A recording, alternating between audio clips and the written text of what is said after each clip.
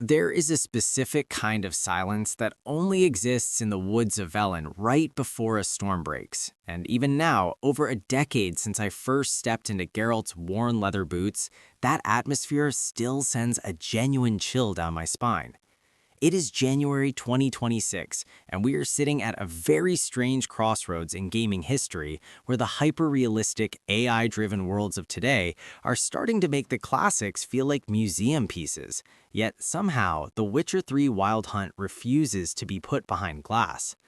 I spent the last 3 weeks sinking another 100 hours into the complete edition, running on the latest hardware and even testing out some of those massive 2026 community overhaul mods. And the conclusion I've come to is honestly a bit unsettling for modern developers. We have better lighting now, we have better hair physics, and we certainly have bigger maps, but almost nobody has managed to capture the soul of a world quite like this. It makes you wonder if we actually moved forward or if we just got better at hiding the fact that we forgot how to tell a story.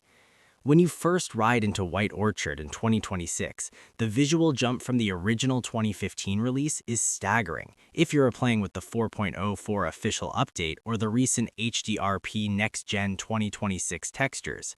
The way the light filters through the swaying birch trees during a sunset creates this orange, oppressive haze that feels thick with the smell of wet mud and charcoal. But the visuals aren't what keep you there, because let's be real, we've seen prettier trees in newer tech demos. What keeps you there is the realization that every single person you pass on the road has a reason to hate you. You aren't a hero in this world. You're a necessary evil, a freak created to solve problems that regular people are too terrified to face, and the game never lets you forget that. It's that grounded, gritty reality that sets the stage for everything else, and it's why the narrative feels as heavy today as it did on launch day. The story follows Geralt of Rivia on a desperate search for his adopted daughter, Ciri, who is being pursued by the Wild Hunt, a group of spectral riders who are basically the nuclear winter of this universe. On paper, it sounds like a standard fantasy find the princess quest, but the way it unfolds is a masterclass in pacing and emotional manipulation. You aren't just following a trail of breadcrumbs, you are navigating a political minefield and dealing with the collateral damage of a world-ending war. The sheer depth of the character writing is something that modern RPGs still struggle to replicate. Geralt himself is a fascinating study in suppressed emotion. He's supposed to be a heartless mutant, but his dry wit and the subtle way his voice softens when he talks to Ciri or Yennefer tells a completely different story. It's a performance by Doug Cockle that has become legendary for a reason, and in 2026, it still stands as one of the most consistent and believable portrayals of a protagonist in the medium. But a story is only as good as the people you meet along the way, and that brings us to the side quests, which are the true heartbeat of the experience. We've all played those games where side content feels like a grocery list of chores, but in The Witcher 3 Wild Hunt, a simple contract to kill a Noonwraith can spiral into a tragic tale of betrayal and lost love that stays with you for days. Take the Bloody Baron questline in Velen.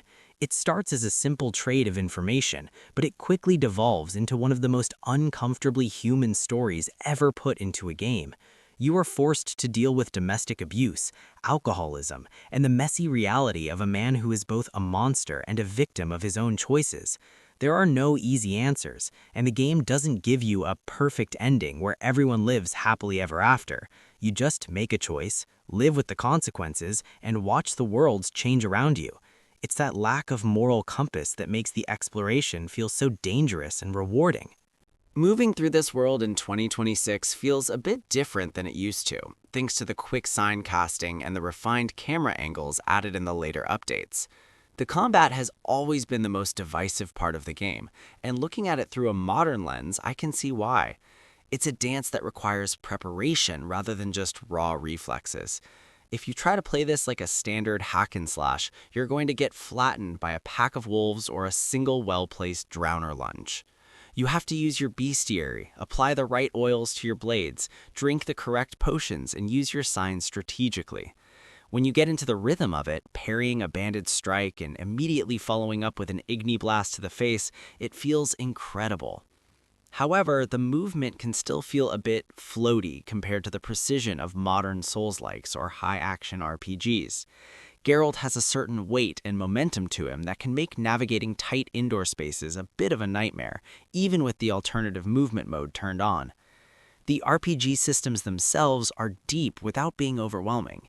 You have your skill trees for combat, signs, and alchemy, and the way you balance these determines your entire playstyle.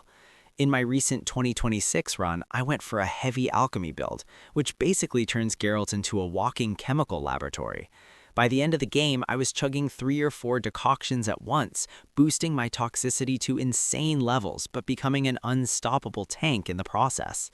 The synergy between the gear sets, particularly the Witcher school gear, adds another layer of long-term goals. Hunting down the diagrams for the Ursine or Feline armor sets takes you to some of the most remote and interesting corners of the map, and the sense of progression when you finally craft that Grandmaster set is unparalleled. It's not just about the stats, it's about the look and the lore behind each school. Exploration in 2026 is still a joy, mostly because the world design is so intentional. Whether you're sailing through the freezing, siren-infested waters of Skellige or navigating the crowded, filthy alleys of Novigrad, every location feels like it has a history. Novigrad, in particular, remains one of the most impressive cities ever built in a video game. It doesn't feel like a collection of NPCs standing around waiting for you. It feels like a living, breathing metropolis with its own economy, religious zealotry, and criminal underworld. The transition from the rural despair of Velen to the urban chaos of Novigrad is a brilliant bit of world building that makes the continent feel massive. And then you have the music. The soundtrack by Marcin Przybyłowicz and Percival is simply haunting. The use of traditional Slavic instruments and folk vocals creates an identity that is inseparable from the gameplay.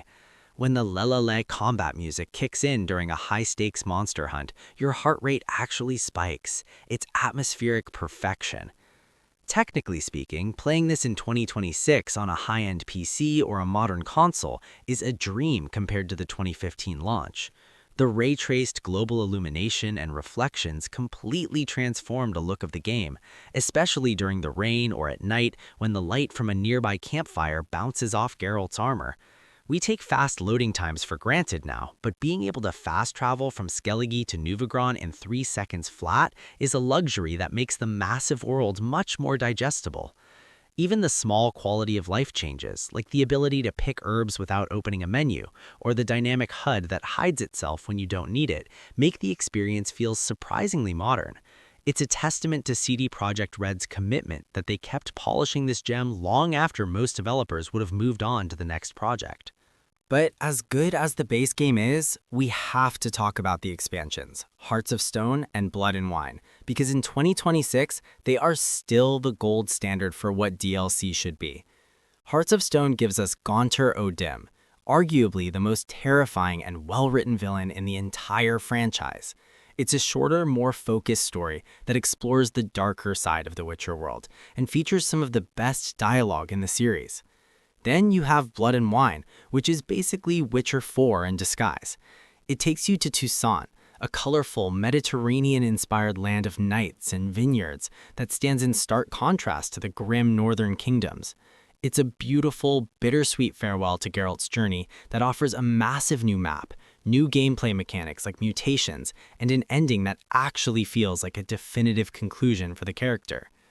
As I look back on everything this game has achieved, I have to ask, does it still matter in 2026? With the next Witcher title on the horizon and the remake of the first game in development, it's easy to think of Wild Hunt as just a stepping stone. But the truth is, it's the foundation that everything else is built on. It proved that you could have a massive open world without sacrificing narrative depth. It proved that players actually care about complex characters and difficult choices. It's a game that respects your intelligence and your time, even if it asks for hundreds of hours of it. There are flaws, sure. The horse, Roach, still has a mind of her own and likes to get stuck on fences. The underwater combat is still a bit tedious. Some of the question marks on the map are just there for filler, but these are tiny cracks in a monument that otherwise stands tall. The emotional impact of finishing this game again in 2026 was just as strong as the first time. There is a moment near the end, depending on your choices, where Geralt just sits down and looks at the camera, and it feels like he's acknowledging the journey you've both been on for over a decade. It's a rare thing for a game to feel like a personal memory rather than just a piece of software. It's the kind of game you recommend to people who don't even like video games because the story is just that good. It's the kind of game that makes you ruined for other RPGs because you'll constantly find yourself comparing every side quest and every character to what you found in the Northern Kingdoms.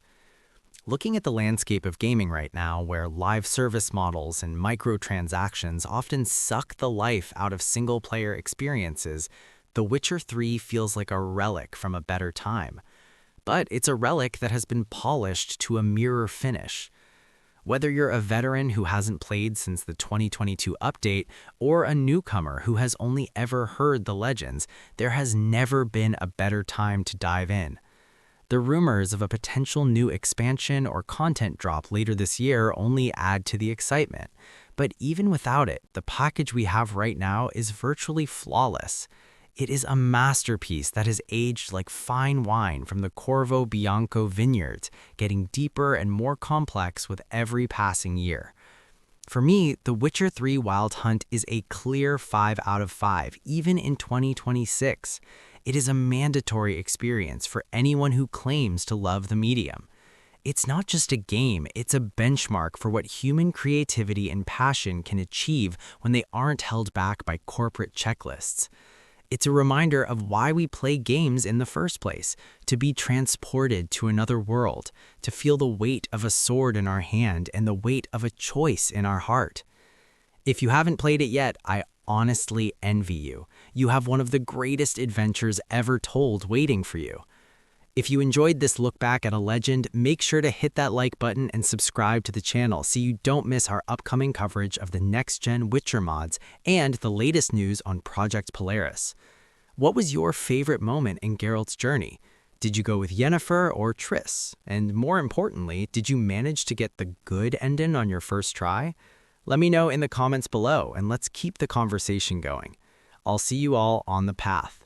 Share this with a friend who still hasn't finished their backlog, and I'll catch you in the next one.